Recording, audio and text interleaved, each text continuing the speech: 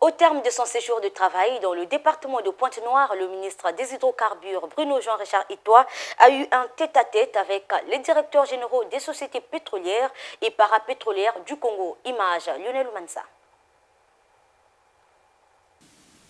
Cette année 2022 est donc, comme je l'ai dit, pour le gouvernement et en premier par le président de la République et par le Premier ministre,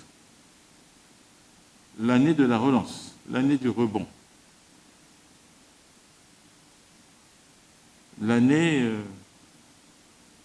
de la reprise des activités que nous avons perdues pendant cette période de crise économique, sociale et sanitaire. Et pour ce faire, le gouvernement et le président est très clair là-dessus, s'appuie bien sûr sur une volonté ferme, réaffirmée,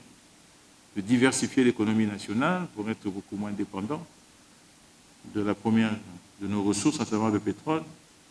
Et donc le deuxième secteur sur lequel s'appuie la relance et le rebond, eh bien, c'est celui des hydrocarbures. J'ai envie de le dire autrement, c'est celui du pétrole et du gaz. Celui-là, si nous sommes performants, si nous arrivons à arrêter le déclin, connu depuis 2 ans et demi, 3 ans, si nous réussissons même à inverser la courbe et à augmenter la production, à dépasser le dernier pic de production de notre pays, si nous sommes suffisamment bons pour que, pourquoi pas, il y ait 1, 2, 3 découvertes, cela peut, oui, apporter les ressources financières grâce auxquelles le pays peut, sur fonds propres, financer la relance et le rebond.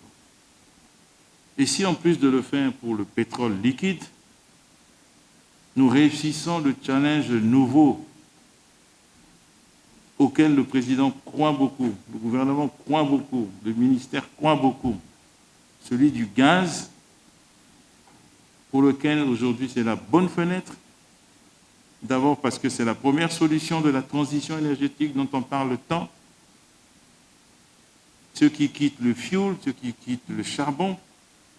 le gaz est très clairement la première et meilleure destination